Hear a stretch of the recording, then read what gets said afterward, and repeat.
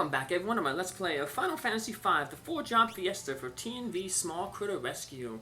Last episode we stopped right outside the village of Jacole, where we were told that there was some pretty good weapons and equipment from some of the people in Karnak. So we're going to buy some of that stuff here. Not too much, so, but we will do some shopping here. Mainly came here to get some information. We're going to be heading back to that cave that we passed by on the way here. We could have did that cave earlier, but there's some puzzles in that cave, and the villagers here will give you the solutions to those puzzles. So if it's your first time playing through the game, you should probably come here first and learn the solutions to the puzzles. So apparently those ruins up north are from an ancient civilization. And apparently some of the good treasures on sale here. The ancient ruins are supposed to be left alone, but the young ones, and that's what we're going to be going to later. You don't really have to go to this thing later. It's much more important to go to it later on in the game. It'll open up some new areas, but for now you just go in there and get some treasures. There's a tough enemy in there. But it gives really good job point abilities, so we want to buy 2 coral swords, because coral sword is lightning elemental, and it'll give good, it'll be good against sea fighting seafaring monsters, so we'll get 2 of them from Mystic Knights. We're also going to get a magic knife, so the magic knife we'll give to our Geomancer.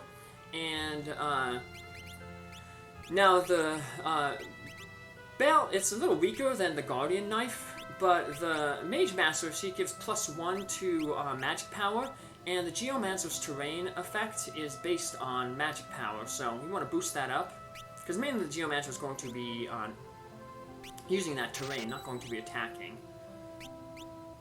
We will keep that Guardian Knife though, and the Mage Master, because later on we got like a mini-boss coming up that is strong against lightning, so and when we fight that mini-boss, I'll end up giving the Guardian Knife to Galuf, and then the Mage Master to Faris, so they can still deal damage, and then just worry about terrain for Lenna. So that guy gives us a location of Crescent Island. Have you heard of History Falls? It's supposed to be a large waterfall. That'll be more important later on in the game. But it's a future dungeon. The treasures in the cave have almost all been opened. I don't think you find anything valuable in them. Perhaps it's the ancient tricks. Lone Wolf, the thief in Warris, if we would have let him out, he would have stolen the Blitz Whip up north, which is basically a lightning elemental whip. So if you had a Beastmaster class, you'd probably want that whip because it would be really good on the sea. Because sea monsters, most of them tend to be weak to lightning. There will be one, though, that is strong against lightning, that actually absorbs lightning attacks. So for that one, we'll just have to rely on Lenna's terrain to take it out. Because the coral swords that the Magic Knights have ain't gonna really do too much.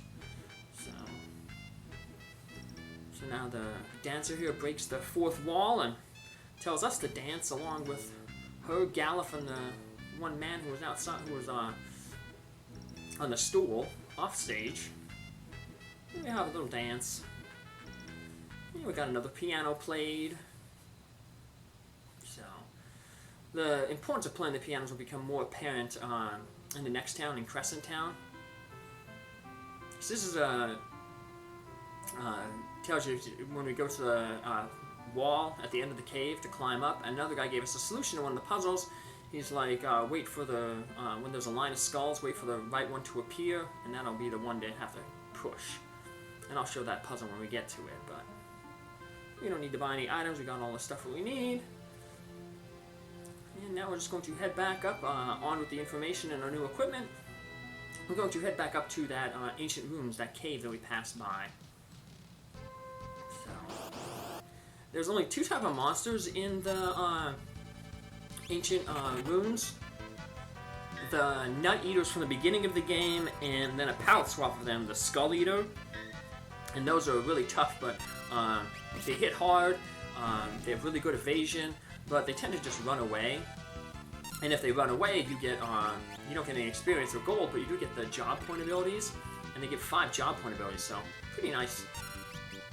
Now, speaking of two monsters, we have 2 new monsters here, the bombs. If you don't take care of them fast enough, they may eventually explode and deal damage equal to the amount of hit points they have left over. And then you have the twin lizards here, which are weak to ice, but we're not going to waste a turn casting the ice spell on our swords. We'll just take it out with terrain and the regular sword attacks. Hey! We cleared out more of our bestiary. And eventually I'll end up, because like I said, we're going to return to this cave much later on in the game, and then I can defeat the Skull Eater, actually show its stats off. But for now, we're just going to encounter a few. So this is his cave here, basically, here's a Skull Eater here. And it keeps attacking Lenna. Yeah, I run into quite a few of these, and they always seem to want to attack Lenna. Maybe because they know that Lenna's the only one who can potentially defeat them right now with the terrain spell. So, yeah, they're taking her out quickly. So the gimmick of this dungeon is basically you have to hit these little skull buttons to move passages around. So we got that one there, but now it's blocking the path to the northeast. And there's a whole row of these buttons. We don't know which one to press, but after a while, one will, all the fake ones will disappear, and then we just gotta touch the one that remains. However, if we don't touch it fast enough in time, then all the buttons will reappear, and then we're just going to have to wait, and yeah, see, we missed it just by a sliver, so now we're just going to have to wait until a new one appears. It changes all the time, and we got lucky that it appeared right near us, because you have to hit that button to move the wall back over to the left. And as you can see, the treasure chests are pretty empty, but this treasure chest isn't empty. It actually has a button inside of it. We have to press that button to open the door here to head forward. Now, like the people said, most of the treasure chests here are empty. If we would have freed Lone Wolf back in War's Castle, the Blitz Whip chest that we're going to get in a little bit here, to the north, that one would be empty as well. It would look closed, but when we opened it, it would say like, haha, I took this treasure, and just be like, the Lone Wolf would have left his like calling card there. So yeah, sometimes you get into these Skull Eater fights and see they just instantly run away, and that's good because, like I said, it gives you 5 ability points. Much better for a non-4 job Fiesta run, because you're pretty much going to max your 4 jobs anyway when you're because you're only using 4 jobs. But if you're like using every job and not having any restrictions, you're going to be pretty hard pressed to master jobs. So again, extra points like this is pretty nice. So, yeah, that's 5 easy points. That's like a boss fight. Most bosses only given like 5 points, so getting them for free like that, pretty nice. So we'll come back and get that treasure chest on our way back, but you climb up like that one villager said, and it'll take us outside. And this will lead to another dungeon later on in the game, so that's why I said it's not really important that we go through this cave right now, because the treasure that we get in it, not really important, especially for our classes. But I wanted to show the stuff off. There's the Skull Eater again, taking care of Lenna, and just get some of the equipment anyway. We'll probably, like I said, sell most of this stuff because we can't use it. You know, the whip that we're going to get here can't use. No class of ours can use it. That shuriken, no one can throw. But just a little side diversion here to, like I said, mainly get some extra job points. So surprisingly, the first one who's going to master a job is Lenna, who got the job latest. Yeah, Geomancer only have a three levels of job, and only costs it only takes 175 job points to master it. So the that's like in mastering the entire job takes less than just one level in like the final level in White Mage or the Magic Knight. So we get this skull to open the door up, and we are finished with that cave for now. Like I said, much later in the game we'll return to it and do some more stuff in it, but for now we're good. Now we're gonna encounter a bunch of new enemies on the sea here. There's the Haggins. This is where that coal sword comes in handy, because it's lightning elemental and it does extra damage to these guys.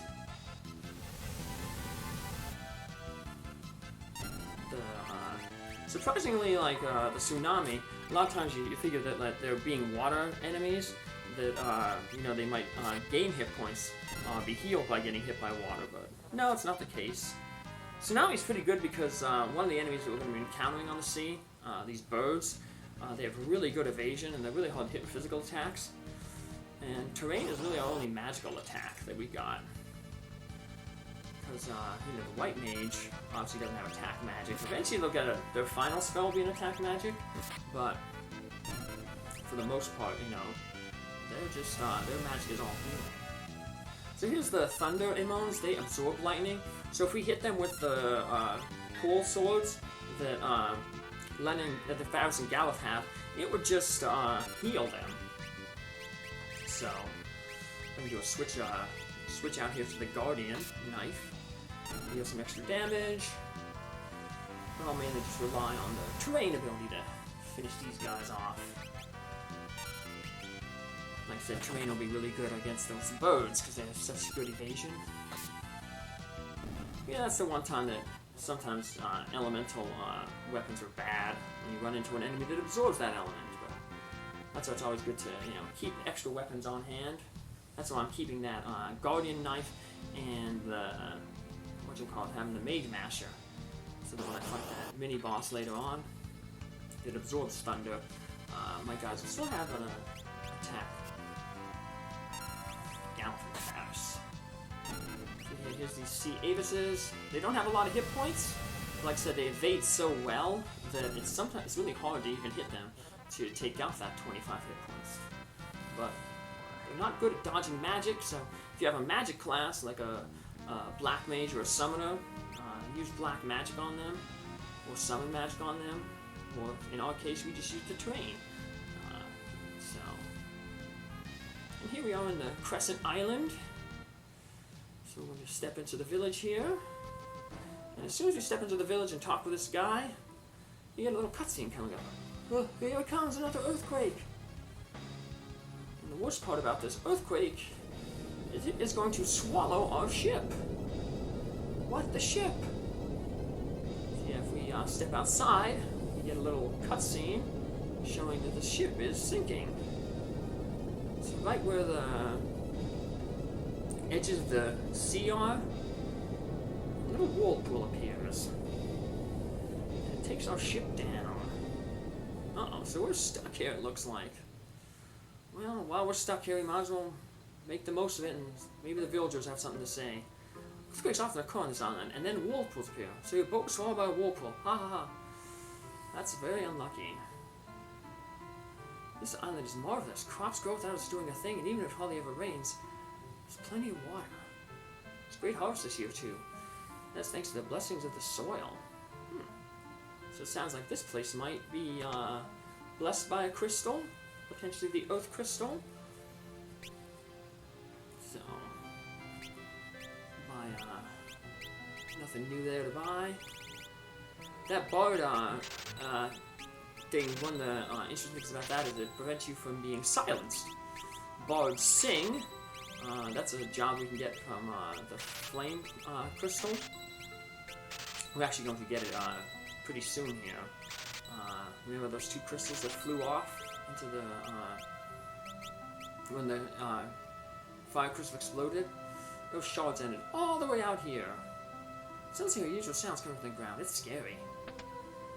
But the bards, like I said, it keeps you from being silenced. And the bards play harp, so we get our first harp there. The other job we can get for the fire crystal is the archer, so that's why there's elemental bows there. If you have an archer, you want to buy every single one of those elemental bows, and you can switch them out as your need dictates. This is a really good hint there. Stone-like monsters are weak against soft, so we can just use a... there's some stone monsters coming up. You just throw a soft potion on them and instantly defeats them. So it's a good way to get some experience and job points. And Jacole had all the white magic we encountered so far up to this point, and Crescent here has all the black magic. So this is a house of a master bard, and depending on how many pianos you play, he teaches you different songs. So if you learn, he teaches you a song with, if you play 7 pianos, he teaches you another song if you play 8 pianos, and if you've been playing the pianos up to now, he'll teach you another one. So